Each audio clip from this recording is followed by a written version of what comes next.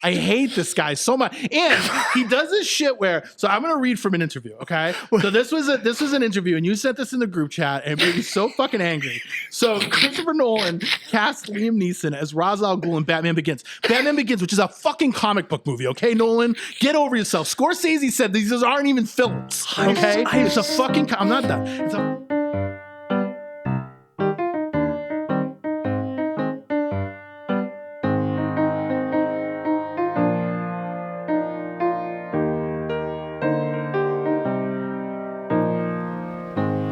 Welcome to Divorce with Friends, the podcast that reminds you when in Hartford, Connecticut, never under any circumstances say you want their particular brand of hot sauce. I am Bobby Vito, and joined as always is my friend, my colleague, my partner, Tom. Tom, how are you? I'm doing very well. It's been a while. It's been a minute. It's been way too long. Yeah. It's episode 16, and before we get started, I always ask you what's going on, how you doing, and I want to hear all about that stuff. Before we do that, I do want to get I want to get a little serious if we can, and I know this will not be a leave it in drafts moment. I promise you. Okay. We can edit all of it out. But so we've been going through some stuff lately. You've had a tough week. Tough week. Some may say tough month, but it's been a tough week. And I've needed friends like you and Toronto Rob and a lot of people in my life to kind of pull me through. And what I noticed through this is we've only recorded 2 episodes. I think we did only one in November because of the holiday, and we recorded on December 1st, and here we are on the 18th, I think, or no, the 20th of December. And people have been asking, where's the next episode? In fact, my friend Jonah, a friend from work, Jorge, great friend of the program, he's been asking where we've been, and I said, hey, we're going to record on Thursday. And actually what happened on Thursday was we have the outline. As you know, we have everything ready to go in advance. Yep. But you messaged me on Thursday and you were like, hey, I can't make it. And I didn't tell you this at the time, but I was so mentally kind of beaten down from what's been going on. I was actually relieved. I didn't make you take any heat. I didn't make you feel bad for it or anything. Yeah. But I was like, okay, that's fine. Like, we'll do it later. Sure. And we plan to do it today. And even kind of rolling into today, I was still kind of mentally a little bit beaten down. And I realized that I was not in the place to kind of make jokes and kind of make light of these situations. And the thing about Divorce with Friends is it comes from a dark place that we sort of try to make light of. And you need to be in that kind of headspace to make light of these situations because it comes from sort of pain. Sure. So knowing that, I was A-okay with pushing off. And even today when we were going to record at 9 o'clock and you asked if we can record even later, I was like, or even tomorrow, I thought, if I don't record today or later, if we have to do it tomorrow, I just won't do it. Yeah. And I need to fight through this because it's really the only way that I'm going to get through all this. And it's with your help and with everybody else. So, we talked about this before we started, is that we've never dedicated an episode to anybody, or we've never dedicated a topic to anybody. And I wondered if that was because we didn't know how good it would be, or maybe the content wasn't age appropriate, or wasn't something you want to be like, hey, this next segment about big dicks is dedicated to my mom.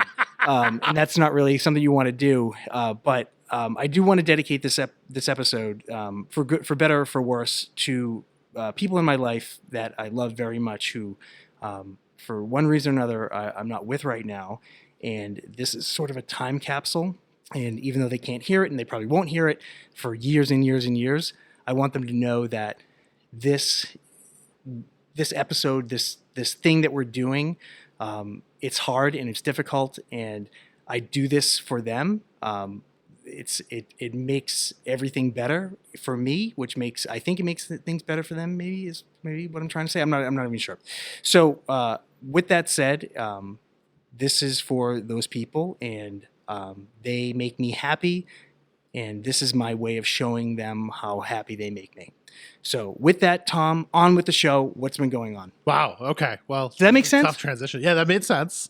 Well said. I'm gonna cry, but well, we, I don't know, it was a rough transition, but so behind you is a Christmas tree, and what's going on is Christmas season. So that's really like a lot of my thing is, you have younger kids. Yeah. I have older kids. My kids are teenagers now. So it's a little bit less like, it's just sort of a different juggling act. So when your kids are younger, when my kids were younger, I would be like, all right, we're doing these things on these days. We're going to check all of these like Christmas boxes. We're going to do all of these like the light family shows. rituals. Yeah. You do the stupid like festival of tree shit. And, you know, we used to do the like Jordan's Avon thing. Yeah, I just did that 2 weeks ago. There you go. See? So, right, like the fake figure skating and like, you know, and then you decorate the tree. But like my kids are teenagers now, so they don't want to do anything with us, right? And like you have to kind of like schedule around like, oh, they want to go hang out with their friends or significant other and they have 9 million activities. So we've been juggling that and just trying to get like all the Christmas stuff in and then watching Christmas movies too. So do you watch these Netflix Christmas movies? So my kids like Elf. Okay. And they'll do... Everybody likes Elf, I think. My kids love Elf. I'm trying to think of like... And Home Alone. Home Alone's like... I know this isn't timeless Christmas movie, but I feel like it's like in rotation. So like they're like K-pop. I'm like, it's not Christmas, but they watch it. And I feel like it's on. It's like it's not.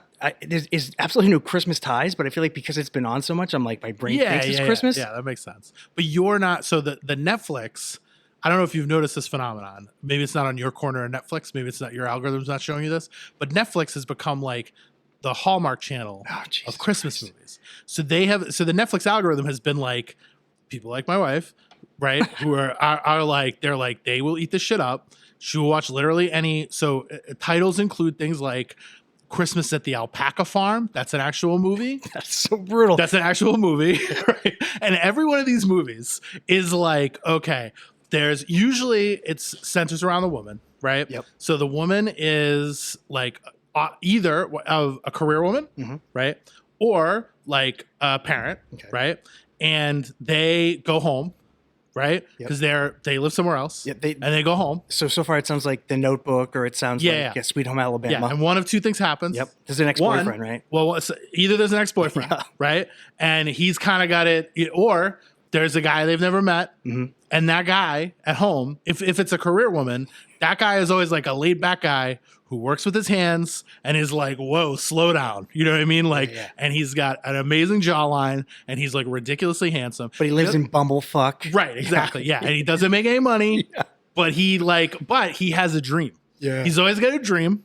And his dream is like to do something with his hands, but he doesn't have any business sense. Yep. Guess who has business sense? She does. This lady who just moved home. Yeah. You know what I mean? Yeah. So perfect couple. And the move that they do now, which is pretty genius, is they take a person who has nostalgia for this like demographic, right? So one of the recent ones I watched was Alicia Silverstone. Right. So my wife's seen Clueless like 10 billion times. Yeah, I've seen Clueless. And so Alicia Silverstone is in the Netflix Christmas movie. My wife is like, oh my God, I can't get into this fast enough. Right. Now I kind of want to get it. Like exactly. Yeah. Or they use, you know, who's the like queen of these now? No. Lindsay Lohan. Of course she is. Lindsay Lohan did like 1 million of these. Well, movies. there was an, because you know who loves these, first of all? Hollywood fucking loves these. Of course. She's always trying to get me to watch them. Yeah. So I found this reel. And it was at first I think people thought it was serious, and it was a guy talking about how his ex-girlfriend left him for her high school boyfriend who runs the Christmas wreath farm in her small town. Yeah. And now they had to move back in with her family, but like they don't even have the internet. Yeah. And guess what? She didn't think through the fact that like people don't buy fucking Christmas wreaths all year round. 100%. Yeah. And I sent it to her. I'm like, and basically the caption is like, what happens after the Hallmark movie ends? It's the funniest shit. I love it. Because like it's all those movies. No, it's great. It's like we watched one recently too, and like my kids were cracking up because like the premise of the movie. Oh, you know who was in it was did you watch Friday Night Lights? The show or the movie? The show. I saw the movie. The girlfriend, I forget her name, the girlfriend of Friday Night Lights who dated Derek Jeter. Oh, Minka Kelly. Yeah, Minka Kelly is in this one, right? So again, same deal, right? So Minka Kelly is the lead. She's career woman. She's working for this firm that's like a hedge fund, and she goes back to the town. And as soon as she goes back to the town, so then they're like, "Hey, we need you to go to France, right? Because there's this like winery that we need to buy, right? So we need you to go figure it out." And I said to my kids, I was like, "Okay, she's gonna meet a handsome Frenchman, and he's gonna be the son, but he's like really into the wine. He's like an artist." You know what I mean? And the dad, right, is like a curmudgeon, but the son is an artist. And he's like, and she goes and she meets a guy in a bookstore. And my kids were making fun of me, and they were like, "Oh, you got it wrong. She's gonna fall in love with the guy in the bookstore." Guess what the guy in the bookstore was? What? He was actually the son of the guy who owns a winery. He just loves bookstores. You know what I mean? You fucking. So they're like so formulaic. It's amazing. And you start to recognize the patterns when you watch like a billion of them. It's fantastic. So this is going to be stupid, but did Netflix buy the Hallmark Channel? I don't think so. I think they just like make their own. You know what I mean? I think they just looked at the Hallmark model and were like, oh, I think they have like 5 of them, right? And they were like, oh, everybody watches these. We're going to make a bazillion, right? Because they just do it's an algorithm, right? They're like, oh, they have all that data. So they're like, oh my God, people are watching. And these are the people who control like the buying decisions, right? And there is a sect of people. It is not big, apparently. There is a sect of people who love. So they want that. They around Christmas time, they want the tree, they want the fire, they want the Lindsay Lohan, they want the fall in love with the great jawline guy. It's almost like it's like the fireplace. You know how people have the fireplace? These movies are like the fireplace, right? We had the video. Yeah. The Yule log video. Yeah. That's what this is. That's basically what this is. It's just like a Yule log. It's in the background. It's Christmassy. There's Christmas stuff coming. Yeah. Eddie Murphy was in one. Oh, that's great. I just saw Did he play himself, his mom, his dad? No, he should have. He was the clumps and shit. He played, this is actually pretty good too. He was like a dad who's like, and he's the, yell at his kid's dad. You know what I mean? He's and he's like all about like, hey, you guys got to win. You guys got to take stuff seriously, But then he learns the meaning of Christmas, obviously. But he's in a Christmas-like competition. And he takes it too seriously, and there's an evil magic elf. It gets a little convoluted as you go. Okay. But he learns the meaning of Christmas. Okay. And David Allen Greer is Santa Claus. Oh, that's terrific. Yeah. That's terrific. I'll check that out. Are you done with shopping? I'm pretty close. Yeah, so I did a big Black Friday push, and did pretty well getting ahead of it there. Yeah, but how about you? I'm good. Luckily, I did most of it in November before because I had to travel a lot. I was traveling a lot for work. Yeah. I went to Minnesota. Yeah. And then they sent me to New York, the Big Apple, they call it. Tom, were you aware they call it the Big Apple? Yeah. I'm one of those people where everyone says, "Hey, have you been to New York in the winter during Christmas?" Yeah. And I'm like, "Yeah, I This is a big fucking Christmas have tree. Big fucking." You go skating. That's another movie thing they do, right? In Rockefeller Center. Yeah. I didn't do that. Okay. It is cold as shit. Well, you would have met a nice girl. Hollywood, not good news for Hollywood. Everyone, every avenue, every street, every east-west, whatever the fuck. Yeah. It's cold. It's a wind tunnel. You just want to get from one building to the next building. Yeah. It was like from hotel. Plus, was that in the triple polar vortex or whatever? Yeah, it was. Probably? It was because it was a week and a half ago. Yeah. And it was like get from Aloft in Chelsea to 7th Ave or wherever the hell my office was to the restaurant, back to the hotel as quickly as possible. Yeah. Totally. And I did my famous Irish goodbye every night. Yeah. Like just going out to get some Zin. Yeah, you were good. See ya. Yeah. Never coming back. And I could not wait to get the hell out of there. So that was what I did. However, one of the fun things that happened, you missed out on. Ooh. Mainly, you have way more obligations than I do. But Fairy Podmother gave tickets to go see Bush at Mohegan Sun. Wow, nice. And I'm sure you saw the post, Divorce with Friends. Yep. So I would like to formally nominate Gavin Rosdale as our second Divorce with Friends heartthrob of the podcast. Okay. Because I'll tell you, I think he's like in his mid 55. He's on your shirt, right? He's on my shirt. Let me see him. No, let's take a look. Yeah. So this is pretty big heartthrob. Yeah. It's pretty recent. Yeah. He looks great. Yep. He sounds great. Yeah. He's moving around the whole time. Yep. Interacting. In fact, there was one part of the show where he jumps off the stage, through the 4th row. He jumps off the stage and he gets to the front of the barricades, and you think he's just going to stop there. No, he gets up into the crowd. He does an entire walk around the arena. Yeah, and he's singing and hugging people. Yeah. The whole song, like the 5 or 6 minute song, comes back and he still does like 2 or 3 more songs. Love it. It was electric. Yeah. So we don't have to get into the thanking him every week. Yeah. But I think we should consider him sure as a heartthrob. Yeah, he's on the list. So he's on the list. Yeah. So that's what I've been up to. But also, Yeah. I also want to show I have another chalkline jacket. Ooh. So this time, this is the Bobby the Brain Heenan. Actually, this is more than the Randy Savage jacket in a way. Yeah. So instead, it does have sequins, as you can see. So we have the BH here, Yeah. and we have the sequence on the back. Wow. Yeah. So this jacket actually was part of a. He had this exact jacket with track pants as well. Yeah. So Bobby the Brain unfortunately passed away like tragically of I think weird throat cancer or something like Yeah. that, maybe 10 years ago. One of the most iconic wrestling managers. He wrestled a little bit in the announcer, manager, wrestler in the 80s. Famously of the Heenan family. So he was like Andre the Giant, Haku, Mr. Perfect, Rick Rude, all the bad guys. He was a heel guy. He went to WCW, so I kind of lost touch with him, and we stopped calling each other in 1993. But amazing. In fact, he was the guy when if your parents would get you a pay-per-view in the 90s, they would laugh at his jokes. He made jokes for the parents. Great wrestler. Heel manager, by the way, is like the punter. Like being a punter. Right, is like a great job because like you're not gonna get tackled, but you get a bunch of money and you're a pro football player. Heel manager, I feel like, is like that. You know what I mean? Like, you have to take as many bumps. You get hit once in a while, but you don't have to take all these bumps, and like you get a bunch of mic time, and you're kind of a big star. You remember all of them too. Like I remember growing up, I was like him, Jimmy Hart, Master Fuji, Slick. You remember the bad guy? Yeah. In fact, those are the best. And like Jimmy Hart eventually went when he went face for a little while. He was with Hulk Hogan. I think that's kind of boring as a manager. It's like because they gave the managers to bad guys who couldn't speak really. Right. They didn't have to. So exactly. The mouthpiece. But that's like if you're not Weasley, then what is your manager? You know what I mean? Like it's kind of dumb. Well, that was funny too. That was his nickname, the Weasel. Yeah. So this is my Bobby Heenan jacket. So where can you find Tom and I? You can find us.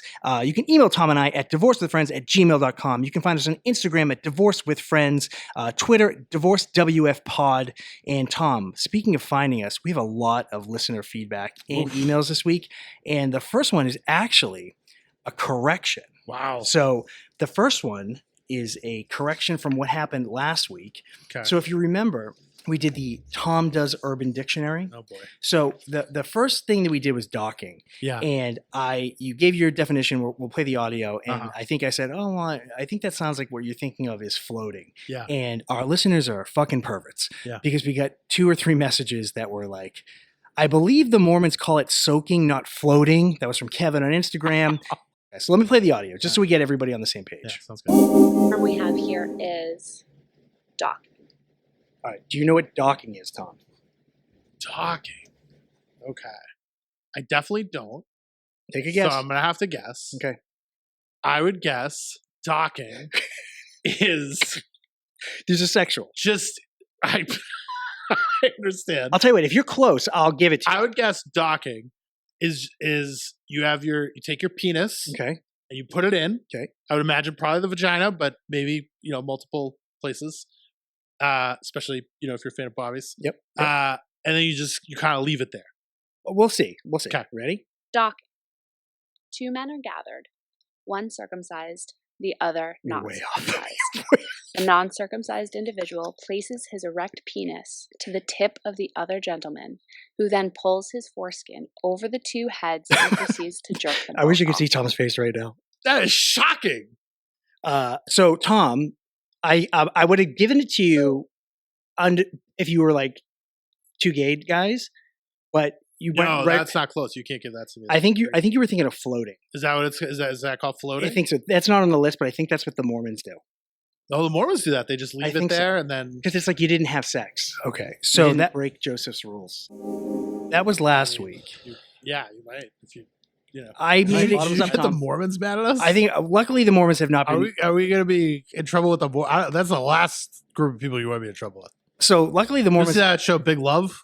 I love Big Love. It's a Mormon mob. I love Big Love. Yeah, you can fuck around. The Mormons have not reached out to us yet, so I fucked that up, right? So I said that it was called floating, right? Yeah. And I want to correct everybody. So I called Phoebe Cates back and I said, look, I made a huge mistake. Okay. Can you re-record what this definition is? I want to make it right for everybody. She said, absolutely, I'll do that. So just to make it right, set the record straight, let's get this. Got it. Soaking. The art of having sex without thrusting. When a couple sticks it in and then leaves it there to soak. This has become a common phenomenon with certain groups of Christians, predominantly Mormons, who try to circumvent the law of chastity, which in fact does not work. Hey, you want to go soak in my parents' hot tub tonight? They're out of town. Let's just soak on their California king instead. There you go. Wow. So now we have fixed it. We know what soaking is. It is not floating. Okay. And that was Who's Phoebe. the cameo there? That was Phoebe Cates' husband, Mike. Mike is like a Killed it. voice actor. Yeah. Future. Mike was Apparently, great, he didn't yeah. like the way his voice sounded. I said, "You sound really? gold." No, that was exactly what you want because it was like yeah. He sounded very macho. Yeah. So I think we can put this to bed. Yeah. I think we're good. I don't even know. I have no comment. I don't even know where to go with that. Yeah. All right. Sounds good. So the next one, I'm gonna have you take the next two because Bob Ryan is fucking back. Bob Ryan. Okay. He's back, Tom. All right. Hey there, Bobby. Bob Ryan again. I got a bone to pick with you. Bob Ryan does say that. I told you all that off the record. You new media guys have no journalistic integrity. He's a stickler. He's an old school guy. You think Lee Montville would pull that shit? As you know, my old lady is a big fan of the pod. She was not too happy and kicked me to the curb for weeks after hearing the past few episodes. I didn't know Bob Ryan's wife could work a podcast. That's pretty good. I have been couch surfing at Dale Arnold's place. Wow. Dale Arnold will not let anybody couch surf. He's an asshole. I don't think I can make it much longer with this little nerd. He won't shut up about his world famous hot buttered lobster roll. That might be part of the Urban Dictionary game. This loser's big plan for Christmas is watching the 24-hour Mad Fisherman marathon. I have to get out of here. I don't want to put you out, but do you think I could crash your Christmas celebration this year? I'll bring the turnips. Ugh. It's a good deal. I bet Bob Ryan fucking loves turnips. Him and his fucking turn of the century wife like love turnips. If you don't have the kids, we should start a new Christmas tradition to give back to the community and spread some holiday cheer. First, we stop by the cab to donate some cash to some day shift ghosts in my Christmas past. Then we can cap off the night at Kittens to rescue a stray or two. Oh, what do you say? Have a holly jolly Christmas. That fucking Bob Ryan, man. The character of Bob Ryan that Evan has created is better than the real Bob Ryan to like the nth degree. We need to do an all, like only 6 people will care, but like we need to do an all WEI podcast with Evan. I know. Like, yeah. So those references for those of you, because we have people all over the world. Yeah. For those of you outside of Boston, those are Bob Ryan, Boston Globe columnist, right? And local radio personality. Dale Arnold, also local radio personality. Yeah. It's kind of a cornball, right? Well, like that was before we go too in claim to fame. Before we get too in depth with Oh, that, wait. why don't you check out email number 3? Oh, wow. Whoa. Okay. All right. Wow. Email number 3. Hi, diddly ho, podcasteritos. Dale Arnold, legendary regional sports broadcaster here. Wow. That's probably his intro. He's on Cameo. Did you know that? Yeah, I did. I need you to do me a solid and take Bob off my hands for Christmas. I just want to have a good old-fashioned family Christmas. I can't have the sex pervert sitting around on my couch all day, DMing thirst trap bots on Twitter. I don't even want to tell you what he did with my wife's LLB catalog. Please help. Can I tell you? Yeah. I've heard rumors that Dale Arnold's a little bit of a pervert.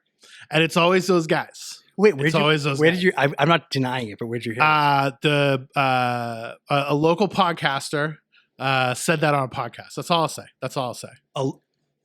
Wait, was it on a podcast? It was Minahan. The Minahan. Oh, I don't. Yeah. So anyway, well, because they work together at EEI. Yeah. So I'm sure it's true. Yeah, it's probably true. Can't be false. So yeah. So Dale Arnold, who had a famous feud with Eddie Endelman.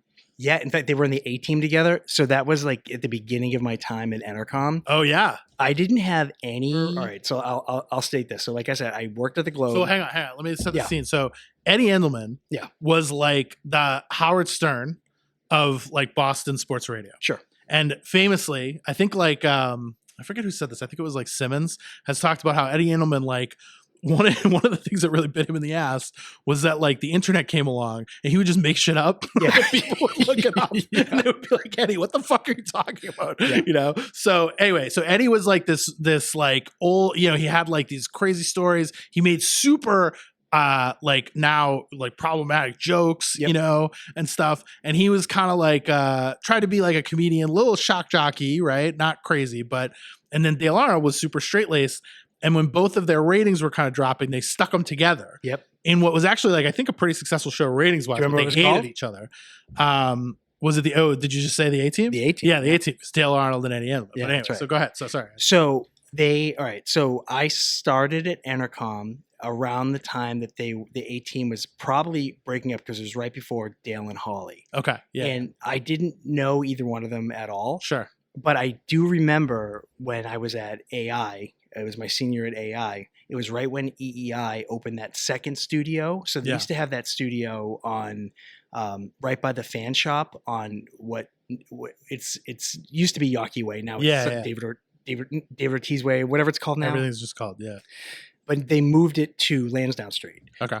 So we're walking down and we see them. We're doing some sports casting class with Tom Caron, and we're supposed to go find like a story. And they're opening that studio, so we see Dale Arnold. Yeah. And we knock at the window and we asked him if he can come out and do an interview with us. Yeah. He was like, okay. Yeah. And I was like, oh, that's great. Dale Arnold's going to do it. Yeah. So I know that the old studio by the fan shop is now by 1510 The Zone. Right. And that's where Eddie Andelman is. Oh, yeah. So the interview is going great. And at the end of the interview with Dale Arnold, I make a joke like, oh, hey, so I see Eddie's taking over your old spot on where the fan zone is. And the interview goes from like jokey, laughy to be like, well, I'd say we're doing better, wouldn't you? And he's like kind of pissed. And I was like, I guess. And like the next month I start interning at Entercom at AAF, and I see him. I'm like, please, dear God, don't remember that awkward encounter. He never did, and I never had any weirdness with him. But, that's funny. But I'll never forget that. Like it was jokey, laughy until I made that comment about Eddie, and he was just not. Well, those radio guys are right. Like it makes sense, right? Because it's like they have crazy egos, right? Because it's like when you're a local radio guy, right? You see this, like you're like a celebrity in that little world, right? And then when you lose, right, it's like anything else. Like you lose some of that, somebody else comes in. That Mike and the Mad Dog like hated each other. Oh, right? yeah. Famously. Opie and Anthony hate each other too. Yeah. I think the thing is, like you pointed out, Eddie would do and say kind of weird things, maybe weren't true. He was also famous for he always would make a big deal about the Yankee elimination party. He was always going to do the Yankee, and I feel like towards the end, Dale would be like, "They're not going to eliminate. They're going to win the World Series." So they would like fight about that. So it's like, well, he had all those little. He would do a lot. Eddie had a lot of those little. He would do the blame pie. That was a famous, like, okay, who's the blame pie? And today, he would hawk the shit out of the hot dog safari. He had a hot dog safari. Yeah. That he would do. So again, this is like, so there was a local racetrack. Yep. Suffolk Downs, like the most depressing place on earth. And it was like for the Beatles dogs. played there once though. It was dogs, right? It was like a dog racetrack mostly. Yeah. So they would race dogs, which is kind of like a sad thing in and of itself. I think even a lot of people who like horses are like, the dog race. So that was where he would do it because he bet. He was a huge gambler. And actually, Eddie Andelman probably would be like super rich right now because like he would have done all like gambling. He would have like some huge gambling podcast. Oh yeah. And all his like bullshit, like making stuff up, people would love it. But and he would have like a hot dog safari. I think I went to it once, because it was all you can eat. I don't know if it was like an incepted memory, but I remember going to it once as a kid. My dad used to listen to sports radio, right? So, and you would just walk around and like they had hot dogs but it was kind of like just like, I don't know. It's like one of these fan fest things. You know what I mean? It was like they had a couple booths of shit. And because now El Prez does it. Portnoy does it with pizza. Yeah, with pizza. Yeah, but he's obviously much bigger. Yeah, than Eddie was. But yeah. So either way, Evan, Wild great times. job. Great job. Evan. All right. So the last email comes in from Patrick on Gmail, and it is called "Fuck Your Ham." Whoa. All right. Okay. So hey guys, I'm hoping you get at least one more episode before the holidays because I could use some advice. Seeing that you two killed the Thanksgiving game, I have a Christmas meal dilemma that even Saint Nick won't touch. Love it.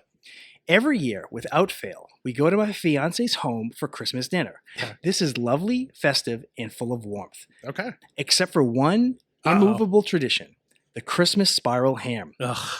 Her mother, who I love and respect, refuses to make anything but spiral ham. It's gross. Not alongside, not in rotation, just ham. A proud, glossy, aggressive spiral ham.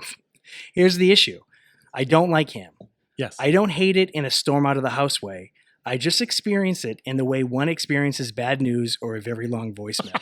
I endure it politely and then think about what could have been.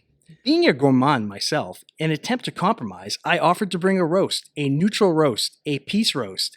This suggestion was received not as a solution, but a personal attack on Christmas itself. Yeah. Tension followed. Smiles were tight. The ham won. So now I ask wise counsel, do I A, continue eating ham annually like a hostage with good manners? Right. B, pretend I'm not very hungry every Christmas until I die? C, secretly eat beforehand and push the ham around my plate like a child? Or D, stand my ground and risk being known forever as the man who brought beef? I love my fiance. I want a long, happy life with her. I just don't want that life to be 40 more years of spiral ham. My mother, God rest her soul, would say, eat the ham and shut up. Yeah. My mom would say the same thing. Yeah. But there has to be a better way. Please advise. Time is running out. Christmas is coming. That ham is probably already defrosting. Warmest regards. Again, Patrick on Gmail. Tom, All what do you right, think I about have that? many thoughts. I didn't read this beforehand. Yeah. You sprung this one on me. Yep. So I have many thoughts. One, I have a lot of empathy for Patrick because I have a similar story with ham, but with my own family. Okay. I fucking hate ham, so go ahead. I hate ham. And my mom famously now, it's like a running joke in my family because my mom would do like a honey baked ham for multiple occasions. A lot of times it was like an Easter thing or whatever. I think Easter was maybe most popular. I don't know. We did it a couple times. And like every time I was like, I hate ham. I don't like the ham. I don't want the ham. And I wouldn't eat the ham. Yeah. And my mom repeatedly throughout my childhood would say things like, well, you love ham. And I would be like, no, Mom, I don't like ham. Yeah. And she would be like, so we're going to have the honey baked ham. So that's good. You like that. And I hate the ham. Right. So what I would do, because it was my parents, right? It's like, that's kind of an easy one, is I would just eat sides. And I actually went this way most recently at like Thanksgiving. So I don't like turkey. I don't really like turkey. Turkey, and I'm not the first one to have this take, right? You want we talked brisket? about this last time, right? Yeah, the brisket thing. So I'm just going sides, right? And so if you have like your family has a family style, right? Yeah. Like where everything's kind of laid out and you take what you want, I think you can pretty easily. So one, I understand that you don't like the ham. Yeah. I don't like ham either. Stop being a fucking baby, and you gotta get through one meal with ham. If you have to eat the ham, eat the ham.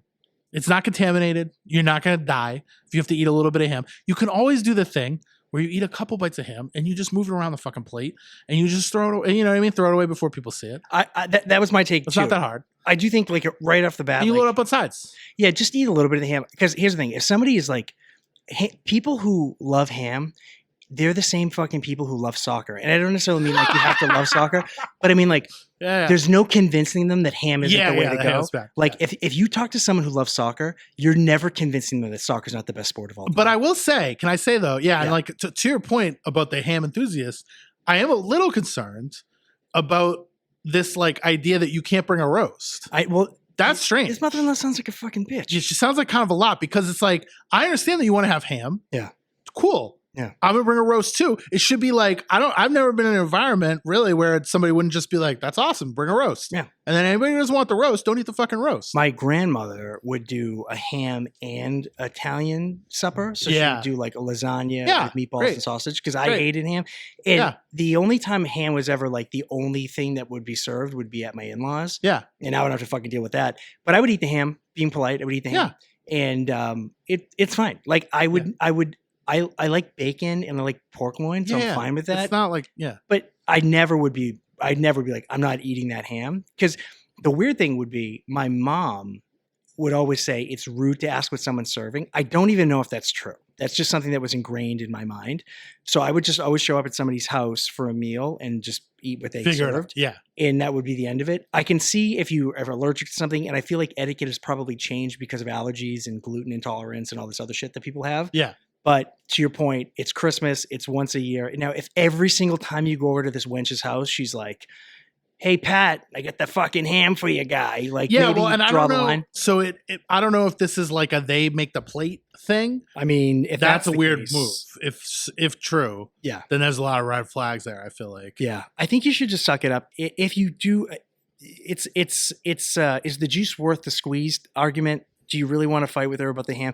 If you don't take 2 bites of ham.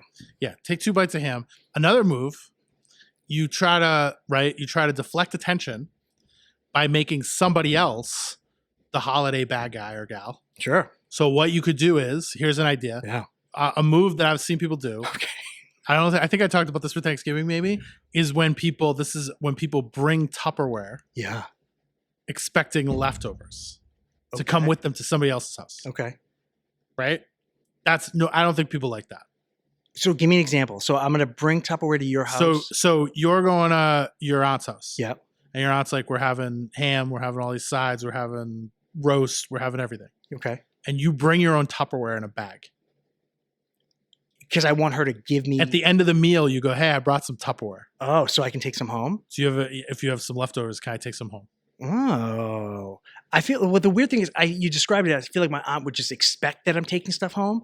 So I think it would be ruder if I did it at like your house.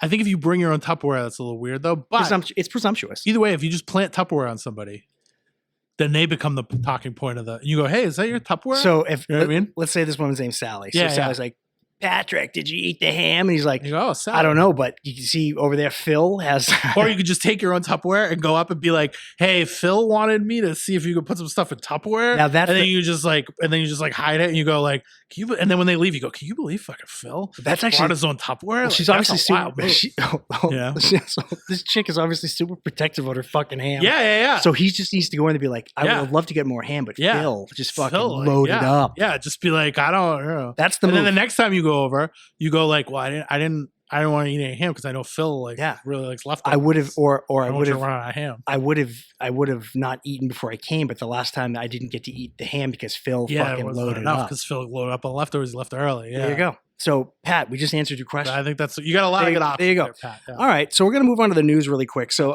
this will probably be a quick story because I don't know much about it, but maybe Tom does. Sure. So Tom, what is with these NCAA coaches in the last month? Well, first of all, what creep recommended this story? So I'll tell you what criminal wanted us to talk about this? So the outline on a podcast today. So I'll tell you. So the outline in the agenda was already set. Yeah. And then on Thursday, as I'm sitting in my depression, Toronto Rob texts us. You'd have to be a real creep. Toronto Rob goes, "You guys try to get this on the agenda." He goes, "You guys should do a story about our segment about these NCAA coaches fucking their staff." Yeah, maybe swerve and say it's okay. You know, like He's like, if you guys say it's a good thing. If you guys want a hot take, I can say why it's okay to be cheating on your wife. Yeah, I can give you a couple bullet points if you want. You know, like no big deal. So I did a little bit of a deep dive, and there's two obviously that popped in the last month. So you have Sharon Moore from University of Michigan, and then Brian Smith from Ohio University. So Tom, what do you know about Sharon Moore? Well, I know more about the Sharon Moore one. So that was a big story because Michigan's Michigan's a huge program. Yeah. And they won a national championship a couple years ago. Mm-hmm. And obviously like these schools. So, again, my daughter's applying to colleges. So you see these these college, Michigan is a city. Yeah. Right. The college itself is like a city. Yeah. Right. And it's this whole infrastructure of there's people who work in the, cafeteria. There's people who work on staff. There's people who, are teachers and everything, obviously. So it's like its own ecosystem, and the football team is at the center of it, right? Even more so, even if you have a good basketball team, it's like football's football, right? We live in America. So, and this is like a super successful football program. So it is kind of a weirdly major story for that area. And this guy is a crazy story. So the story is he was married with kids.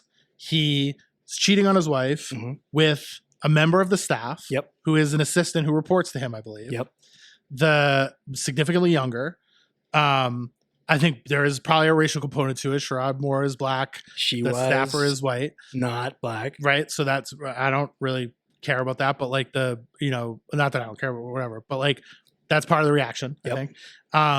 So I think that the timeline is the staffer reports him. Wait, she reports him for having an affair, though? Well, so this is what I think happens. So one, he was they had a bad season last year, and they were 9-3 this year. You're when you were a decent head coach, I will suck that dick. Well, that's actually a controversial. So their rivals are Ohio State, and they lost to Ohio State, and they missed the football playoff. They were 9-3. So one of the takes, especially from Ohio State people and stuff, the people who hate Michigan, is well, they wouldn't have fired this guy if they beat Ohio State, right? You beat Ohio State, you fuck whoever you want, right? But so he did not have a very successful season, right, by Michigan standards, 9-3, and then the conjecture is that basically the relationship ended. She's not happy with him. She reports the relationship to the college. Yeah. the college then is going to take action and fire him. Okay. He learns that she's reported it and that the college is going to take action. He shows up at her house. Yep, I heard that. Threatens to kill himself, grabs the nearest thing to threaten to kill himself, maybe to threaten her with. It is a butter knife. It's not going to get it done, bro. This is kind of how things are going for Sherrod Moore here. Yeah. She calls the cops. Cops show up. He gets arrested, and fired as the head coach of Michigan. And wasn't there a story too, like she had an abortion at one point too? That was a rumor. Yeah, I don't know if that's true or not, but the rumor was that he got her pregnant, and there was a rumor that she aborted it too.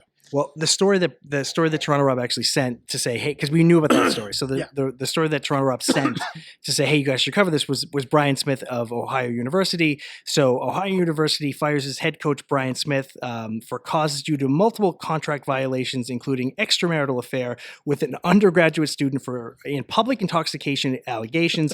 Smith's lawyer argued that the relationship was consensual and occurred while separated, but the university cited moral clause related to conduct that reflects unfavorable of the institution. I don't know shit about college football, but I did see this guy. And do you remember what I said when I saw the photo of this guy? Do you remember my quote about this guy? Yeah. What did I say? You mentioned his appearance. I said, look at the tits on that guy. It's like, this guy is just a big fat white guy and he's fucking some student over there. Like, is that how easy it is? You just fall into like a sea of puss when you're a head coach?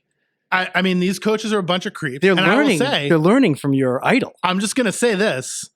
If you had like a meet cute on a plane and then you hired that person and they were like an upstart businesswoman and of legal age and not somebody that you had any sort of undergraduate relationship or staff relationship for, that would seem pretty wholesome now by comparison, wouldn't it? Wouldn't it? It may. If that, you know what I'm saying? It may. They could be on one of those Netflix movies. All I know, Tom, is that I think they're going to the Bill Belichick, Jordan Hudson School of Management. But moving on. The U.S. military deployed on the streets of America. Whole communities targeted for removal. I never believed that America would be doing this. And when accountability finally came knocking, the burn order to cover it all up. A stain on this country, one that we said we would never repeat. Rachel Maddow presents Burn Order. For early access, ad-free listening, and bonus content, subscribe to MS Now Premium on Apple Podcasts. Bill could run a wreath store, I think. He could run a wreath store. But we're going to move on to our first segment. And the first segment is everybody has friends. I hope everybody out there has friends, divorced friends. And when you have friends, you find what your friends like and you shit on that thing that your friends like. And Tom, Toronto Rob, myself, our group of friends is no different. So Toronto Rob loves Christopher Nolan. And Tom makes no bones about the fact that he's not a huge fan of Christopher Nolan. So we decided to make a segment about it. And that segment is called Tom Yells at Clouds.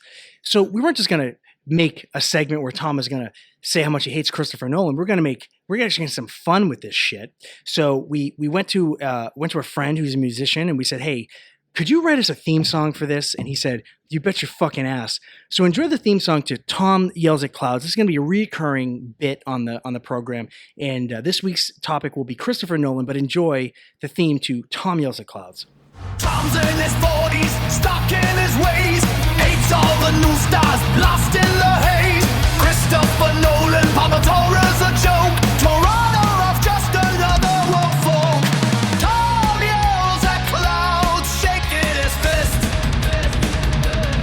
Screaming, LeBron's not the GOAT on my list. Michael Jordan's the king, that's his creed. While the world moves on, Tom plants his seed.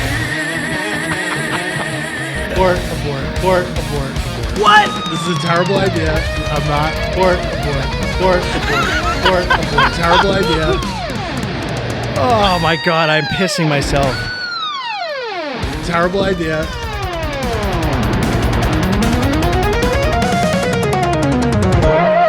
Oh my God, outstanding. That is an incredible song. Outstanding. Incredible song. Outstanding. Very well written. The Diddy Kids did that one. Yeah. Outstanding. And they basically, I told them the things that you like things that you don't like. Christopher Nolan, Pablo Torre, Toronto Rob. I told them I love metal. Yeah. I get this. I get this shit. So, Tom, let's talk about Christopher Nolan. What don't you like about him? Christopher Nolan is dumb people's idea of a smart director. Okay. Right? So, and Christopher Nolan, for the people who like Christopher Nolan, is like a substitute for reading or thinking or having a personality. So the people who like Christopher Nolan are like, oh my God, Christopher Nolan. Did you see that movie where no one talked and they flew around in planes? Like, that was so genius. The way that he just flew the planes around and he didn't say fucking anything and they wasted all these great actors' time. That was so genius. Or is it Dunkirk? Yeah, that fucking movie. And he made it like 9 hours. It was so great. I loved when no one talked. There is like an Emperor's New Clothes element to Nolan where, like, you know, and all these fucking dumb movies where it's like, oh, there's like time travel. It's so clever. And, you know, oh, he hired would Leonardo DiCaprio sign on? I love Leonardo DiCaprio. He's a great actor. He's a fucking idiot. Have you ever seen him in an interview? Like, he's just a big dummy. He doesn't know what's going on in these movies. He's not some fucking genius who vets the script and is like, oh my God, I bet the fucking quantum physics in this movie are absolutely like accurate. Christopher Nolan is a fucking idiot. He also is like, he's a sniff your own farts guy. Christopher Nolan, like, he loves Christopher. Nobody loves Christopher. The only people who love Christopher Nolan better than, like, more than Toronto Rob and his fucking forum fanboys is Christopher Nolan. Like, he loves himself. He does this stupid thing where he sends the scripts to people in red. Okay, so he sends the scripts to people in red. Why does he do this, Bobby? So that people can't like steal the script and read it. But the people who have the script have to fucking read it. What is the point of this? It just makes it harder to read. No one's stealing your stupid fucking scripts. No one gives a shit. Go home. You suck.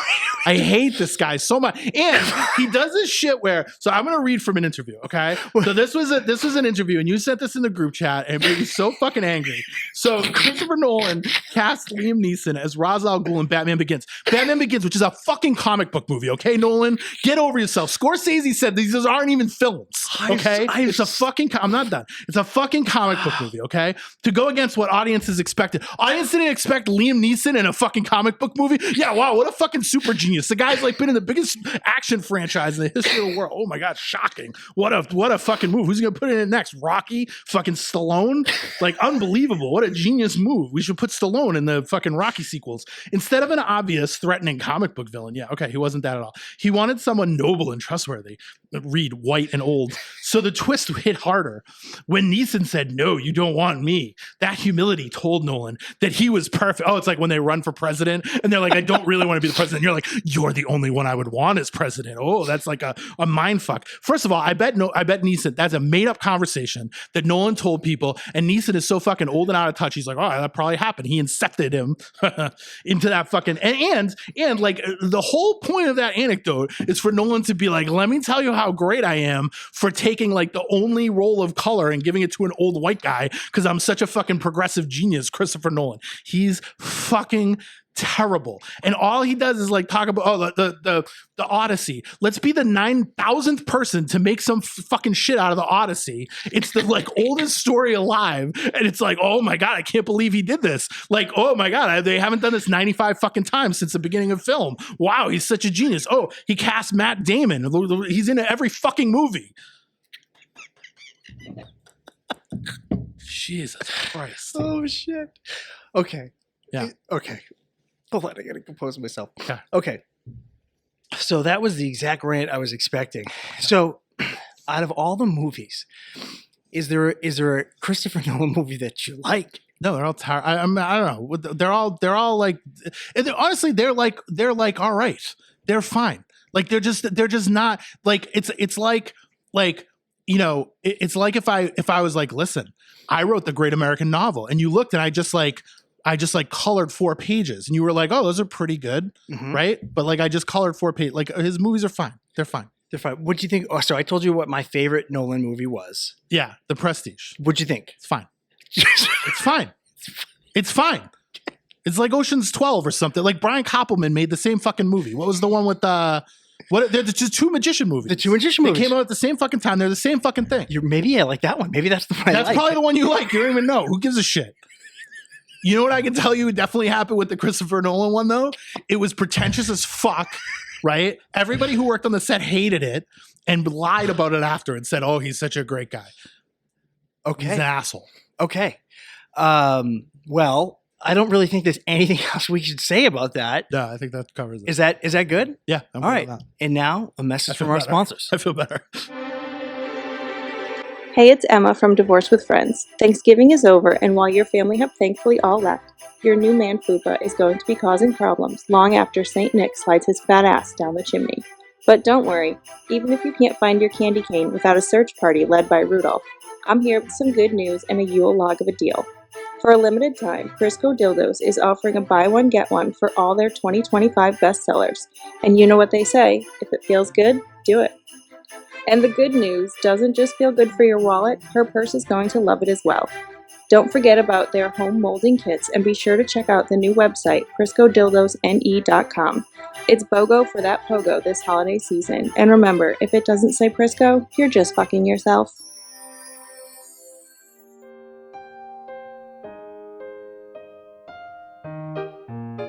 All right, Tom. So Okay. if you remember the last episode we had, Yeah.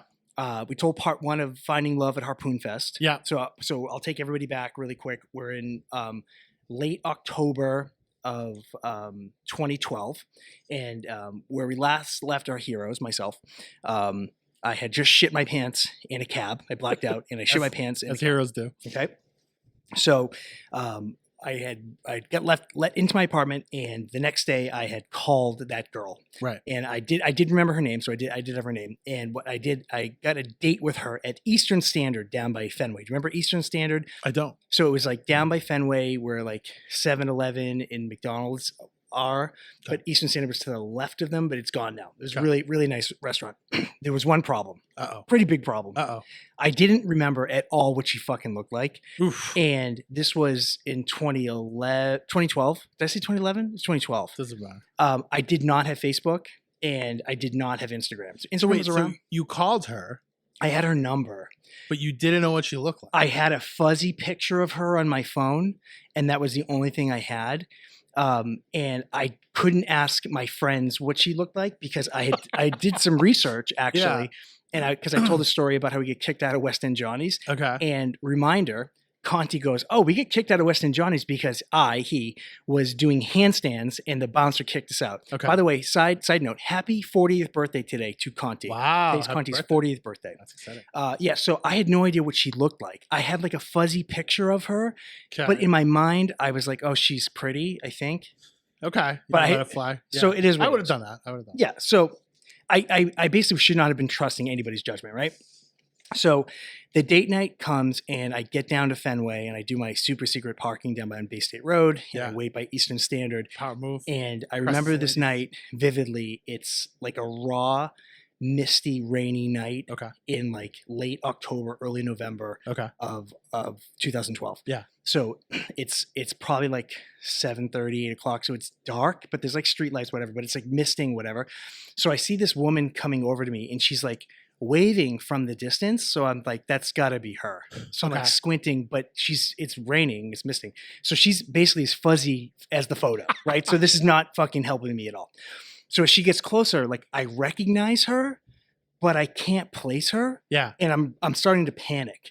Okay. And she knows my name though. Yeah. And she's like, "Bobby." And I was like, "Oh, this has to be her." Yeah. I still can't place her. Okay.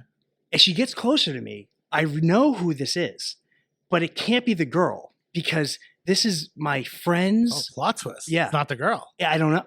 Oh. It's my friend's wife. And It's I'm the like, girl. I'm like, was I drunk enough to pick up my friend's wife? Wow. But the thing is, I don't know this girl's name, Okay. so I can't be like, "Are you so and so?" Yeah. Like I can't insinuate that this is the girl. But you know the name of the girl you're going to meet, but you don't know the friend's wife's name. No. Got it. So I'm like, I'm kind of pausing. So luckily for me, she realizes that I cannot place who she is. Yeah. She's like, hey. So she's like, "Oh, I'm Mike's wife." And I was Yeah. like, "Oh, fuck." thank God. Yeah. So I explained to her why I didn't recognize her. Yeah. And by the way, I've only seen her at my friend's apartment. Yeah. With So his it's like- with her husband. Sure. So seeing her Out like, of context. on like a rainy sidewalk wearing outside. something different, probably. Yeah. And I was like, by the way, I only have a fuzzy photo of this girl. I'm very nervous right now. Yeah. So anyway, so the girl shows up.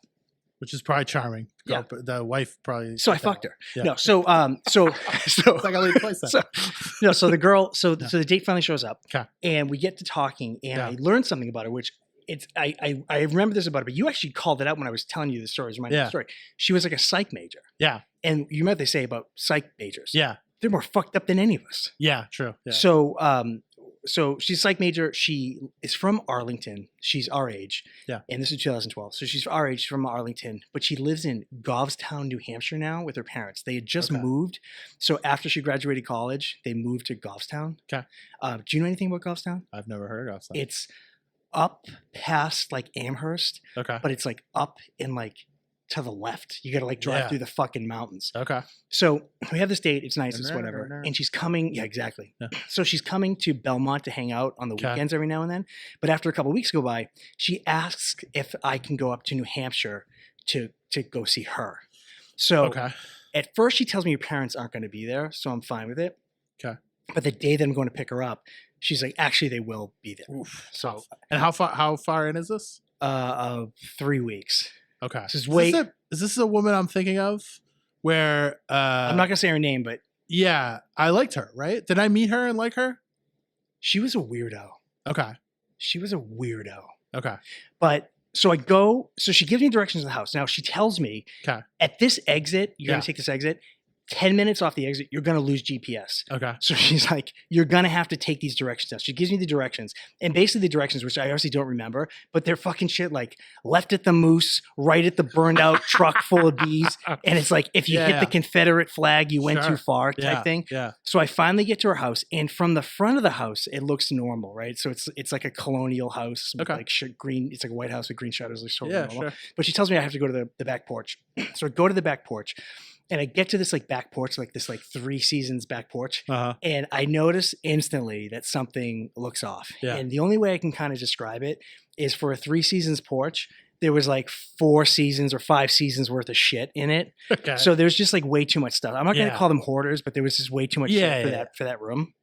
So there's a slider. I knock at the slider. She comes out. In the kitchen, it's like I'm almost in like a fun house, if you will. Okay. So I'm a radio guy. The only way I can kind of take everybody on this tour is sort of like if we were in like theater of the mind, if you will. So the way I can kind of explain where we were and what we were doing was I'm in this kitchen, and the kitchen's sort of like white and black tile all over the floor. So it's not marble, but it's just like checkered, big 1 foot by 1 foot tile, and all the appliances are white. Okay. And the kitchen has 2 big rooms off the sides of it. So one's to the left and one's to the right. And both of the rooms are separated by big bed sheets. Okay. So it's me and this girl in the kitchen, and she's like, I want you to come meet my mom. So I walk in the room, and there's this woman sitting smoking Marlboro 100s. Okay. And then there's a baby on the floor. And I feel like I'm in like a funhouse carnival. Okay? Okay. And I just don't know how to fucking handle this shit. Yeah. So I make small talk with her mom. And so the mom is smoking the cigarette. The mom's smoking the cigarette. So I'm thinking, whose baby is this? So she introduces me to this other girl. And the other girl is her sister. So her sister's from California. It's her sister's baby. It's her sister's baby. So her sister has a baby daddy who lives in California, owns a weed farm. He eventually selling the weed farm, and he's going to come back. So I'm talking to the sister. No shit. Yeah. So I'm talking to the sister, and the mom grabs. That's a great line, by the way. I got to sell my weed farm, so I'll be back soon, though, sweetie. Fucking weird. You take care of the kid. So the sister, I'm talking to the sister, and the mom puts out a cigarette. She's like, oh, I have something for you. And she pulls me into the kitchen, through the bedsheet, back to the kitchen. Yeah. And she hands me a Hershey bar. I have no fucking clue to this day why she handed me a fucking Hershey bar. But unlike Patrick, who wasn't going to eat the ham, I fucking ate the Hershey bar. You ate the Hershey bar? Yeah, I was like, thank you for the Hershey bar. And I ate the Hershey bar. And that was like enough for that like side of the fun house. Yeah. So then she takes me into the room. Do you remember, you have like this weird memory for these things? Was the Hershey bar like, I would feel like that Hershey bar might be like a little melty or like misshapen. It came in one of those 8-pack of Hershey bars that wasn't open. So it wasn't like she had. Yeah, you weren't worried. It wasn't like a muffin. No, it wasn't. Yeah, it wasn't like, hey, I was eating this Hershey bar and I thought it was, or I saw this Hershey bar and I thought of you. It was, she had those 8-packs that you get at like around the summertime for like s'mores. Because Hershey's is like a cheap chocolate. That's she had an 8-pack. She's like, I have this for you. I don't know if that girl was like, he likes chocolate and she thought, but it was so weird, like a Hershey bar. Yeah, Hershey bars are very Everybody weird. knows Snickers is my fucking favorite. Yeah. Well, I would eat a Hershey bar and s'mores.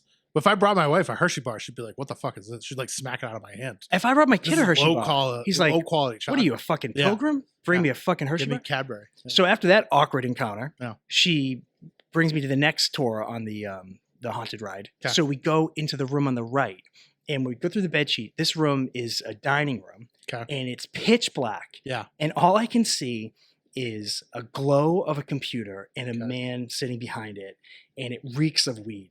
Yeah. And I swear to fucking God, this is true. I hear this music in the background. He's listening to Bitch Get in My Car by 50 Cent. And I'm thinking, what the fuck is this fucking guy doing? Yeah. So I look at her, I go, what is happening over here? And she's like, that's my dad.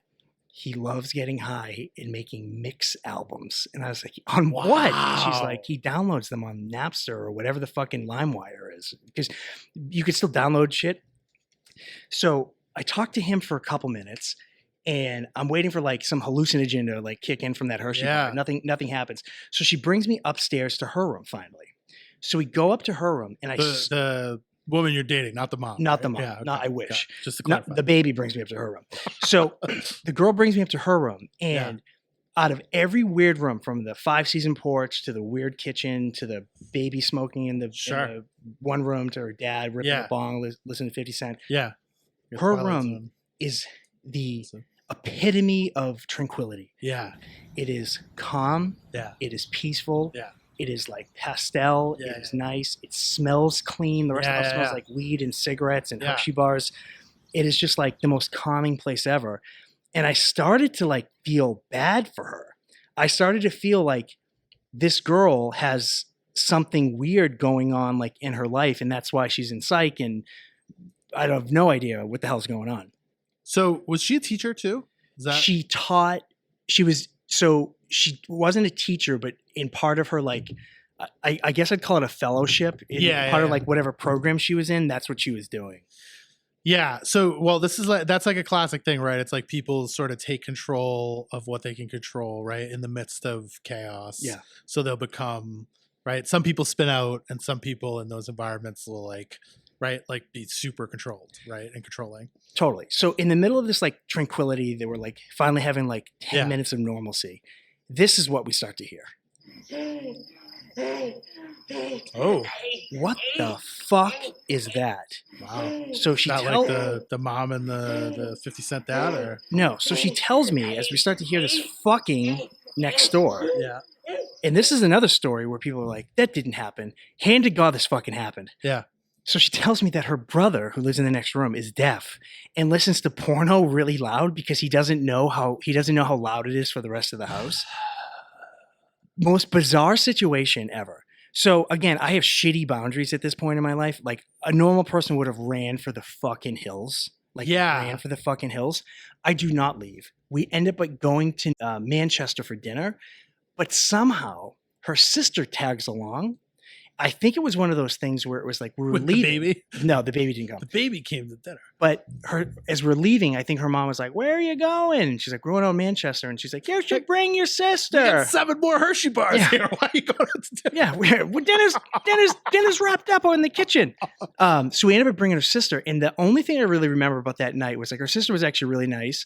But when we get back, I ended up paying for both of them. But we get back and I was driving the Mustang. Yeah. And her sister had leftovers dinner and she got like some like seafood dinner. And as she's trying to get out from the back seat, she spilled the scallopy mess all over the back. And I had to get it like detailed. It fucking reeked. That's brutal, yeah. So it's a disastrous like meeting of the family, but Yeah. it is what it is. Like, I feel like at that point in my life, like everything I was doing was pretty disastrous. That's so. that's like a sitcom. Like, oh, look what's in this room. Oh, Yeah. what's in this room? Yeah. Well, it doesn't end there. So, a couple weeks go by, and then it's our roommate Chris's birthday. Okay. I think you may have been there, but you may not have been. Yeah. It starts with a night at Hibachi Bar. Okay. And I decide last minute I'm going to invite her because I thought the first night, well, like I've been on a couple dates with her, it was fine, but I want to have her meet the big group of friends and kind of get their take on it and see how she is with the friends. Sure. So we go to the Hibachi Bar with the plan we're going to go back to Beach Street for this party. Yeah. So at the Hibachi Bar, she's fine. Yeah. She meets all the wives and girlfriends.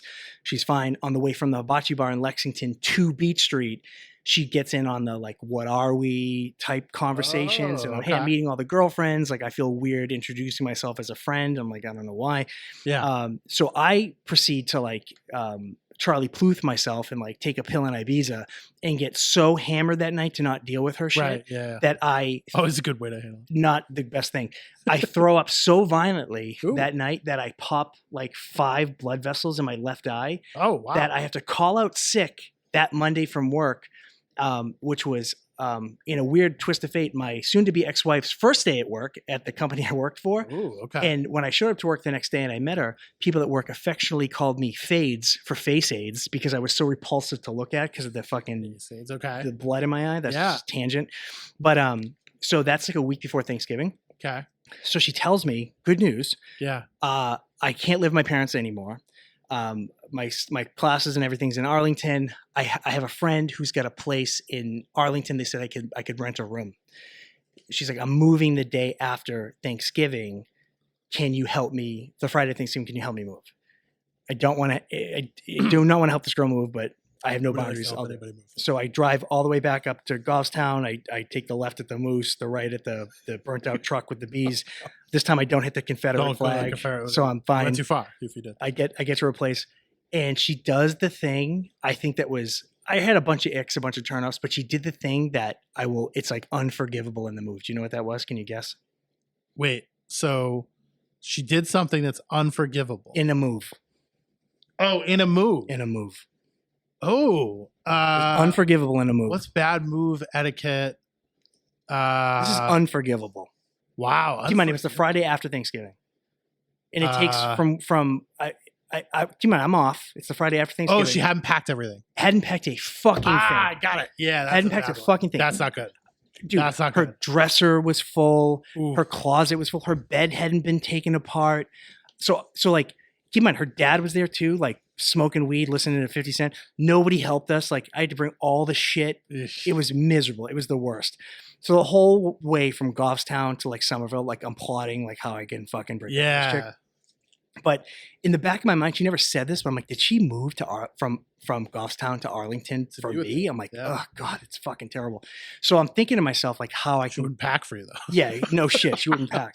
But I'm thinking, like, how the fuck can I get out of this? Okay, you know. Yeah. So about a week later, I finally muster up the courage. I'm like, I'm gonna end this with her. So I remember I made a plan. And I took her to Orleans in Davis Square. You know where that is? It's like a little bit off the red line. Yeah. So we go to Orleans, and I just blurted out that like I'm not looking for anything serious, and I think it's headed in that way, and I'm not ready for it. And she uses her like Jedi psychology shit on me. Yeah, yeah. And she says to me things like, you're just not sure how to trust people. I'm not used to somebody caring about me. I'm scared to be hurt. And after like a couple, she said, that's true of you. Oh, okay. And she's saying this stuff, and it's like resonating. Yeah. I'm like, I guess that's fucking true. Yeah. Because what I said to her was probably bullshit, but like she's probably right about a lot of it. Yeah. So after like 3 minutes of listening to her, I'm like, maybe you're making some good points. And I'm like, maybe we can make this work. So I sat there for a minute, and I went to the bathroom. I excused myself to the bathroom, and this chick is like tricked me into like staying in this pseudo, it's not even a situationship. It's not even that. It's just like whatever. But I vividly remember walking back to the table, taking out $100, throwing it on the table with her still there, grabbing my coat, and just saying like, have a good night. And and I never saw her again. You just blocked it out or And whatever. that was it, and that was the end of it. So I guess that was that's the tale of finding love at Harpoon Oktoberfest, told in 2 parts. So I have some follow-up questions. So do you Sure. just block the number on that, or what do you do? I probably did. I can't remember exactly what happened, but I probably did. I probably just blocked her number, and I never talked to her ever again. So obviously you wouldn't change anything because you have the kids you have and you love your kids, right? Mhm. But shortly thereafter, you meet your eventual ex-wife. So I meet her, but we don't actually date for another full year. That's fine. So is there any part of you Yeah. that thinks that maybe she was right? She had the calming environment that she created, and maybe she would have been better for you. No. No. No, I feel like her family life was so fucked up Yeah. that was like a time bomb. I will say not packing and not having any remorse about it None. is a red flag. None. Not at least being like, right? Like, oh, I had so many things going on. I'm so sorry. I can't believe I left it. Right. Like, that's a real, because it's so selfish. It's like you're helping her move. Yeah. You're not in a relationship, really. Right. Nope. Like, and like to not have things packed, or at least be like, oh my God, I'm so sorry. I should have had this packed. I can pack it now if you want to go up the street or so, whatever. Right. Like, that's kind of a wild move. It was in like, obviously I want to get the fuck out of there. So I'm like double timing it. Yeah. So I'm like quarterback, like, gotta get this, gotta get this, gotta get this, gotta get this. You're like, And she had a platform bed too. So it wasn't even as simple as, take the frame apart. It was the frame with the things in the middle and the this and the that. And she borrowed a friend's car. So even after we dropped stuff off at one place, we had to like return the truck. We're at an age now where like you don't really have to help people. I don't know. I haven't had to help anybody move in a long time because it's like everybody's adults. If they move, they kind of figure it out. But that is that time period where everyone's moving, right? Because you're like in apartments, you have leases, stuff like that, and you have to just constantly help people move is pretty tough. I feel like it's. We had a friend. I'm sorry. We had a friend who this is an all-time move. He said he was coming to help move. Said that he had a back injury, which I suspect he faked. Sounds like Conti. Yeah, this is Conti. This is different. Different Conti. Different Conti. Likely faked a back injury. Waited for us to move the TV and the couch in. Sat on the TV and the couch and ate food that my parents had provided. No.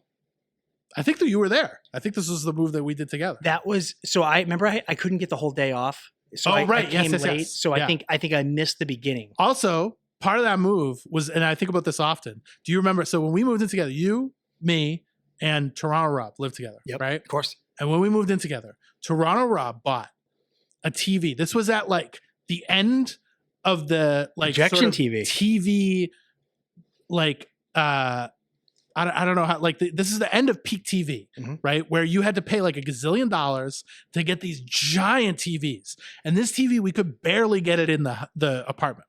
Right? Like you probably had to get it through the sliders, right? It was giant. He paid a fucking fortune for it relative to, you know what I mean? Like we were poor. So he paid like what was a fortune for us and him at the time. You could barely get it into the room. Also, he had gotten like a slight discount because he bought the floor model. Yeah, so that's the move. Crap out. But after like 6 months, it would crap out all the time. So I think about that now, and it's like that size TV would be a flat screen. It would be the easiest thing to get in, the easiest thing to mount. And it would probably cost like $500. Yeah. Right? No, like, totally. In fact, we brought that with us to Beach Street and we had it probably for like 6 months into that. And then it was just dead. Yeah. It was over. Yeah. Game over. Yeah. But it was amazing TV at the beginning. That's probably the best thing Toronto Rob ever did in his life. I agree. Was getting that TV. I agree. Well, Tom, we have one more segment if you got it in you. Okay.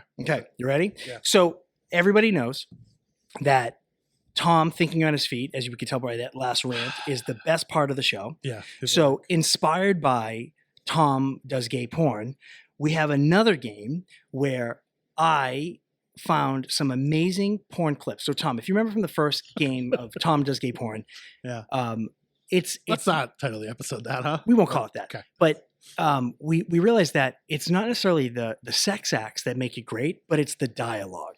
Okay. Right. So always. So what I went hunting for, again, gay, straight, whatever porn, to find some of the best dialogue I could. Okay. And what we're going to do is we're going to play a game. I get 4 clips, okay, with what I think is stupendous dialogue. Yeah. And what you're going to do is I'm going to set it up for you.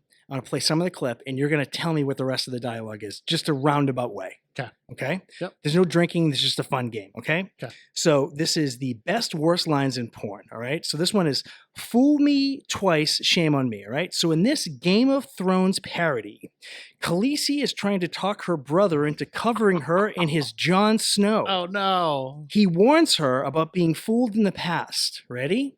So I'm going to play it. So wait, what am I doing? I'm guessing the line. I'm going to play the beginning of Yeah. it, and then I'm going to pause it, and you're going to guess what he. Oh boy. You're going to All guess right. the rest. You ready? Yeah. You fight for me. Your offer is tempting, Khaleesi. But first we must make sure that you're the rightful heir. Did I not mention I have dragons? You did, but they could be knockoffs. I once met a man with a pet dragon. He once met a man with a pet dragon. What happened? Ooh, what happened to this guy? Wait, this is the brother? It's somebody. It could be. Khaleesi. I once met a man with a pet dragon. I once met a man with a pet dragon. He fucked me in the ass. Ship it. Ready? Yep, I'm ready. He convinced me to touch it. It turned out to be his penis. That was pretty close. How do I know was your very tongue close. speaks the truth? Will do whatever I have to with my tongue to convince you I speak the truth. A pretty good Daenerys voice. You know? Pretty good. Yeah. She was pretty good. I don't know how to give it to you, but you know what? That's the best guess I've had in weeks, if we're being honest. Like that Urban Dictionary game was embarrassing. Yeah. Look, but now you know how the game is played. Yeah. Okay? Okay. So this is called right-wing porno, okay? I may just guess fucked up the ass every time. And eventually that's got to be the answer to one of them. But yeah, go ahead. That's okay. Okay. So in this movie, Brett is out with Rebecca. Before they get intimate, Brett wants to know what kind of girl Rebecca is. Oh, okay. You ready? Yeah, sure. What kind of girl are you? Let's just say I'm a special girl. So what kind of girl are you? Let's say I'm a special girl. Brett says what? Oh, Brett. So Brett talks next. She says, I'm a special girl. He says, special enough to get fucked up the ass. Oh, you ready? Yeah, let's do it.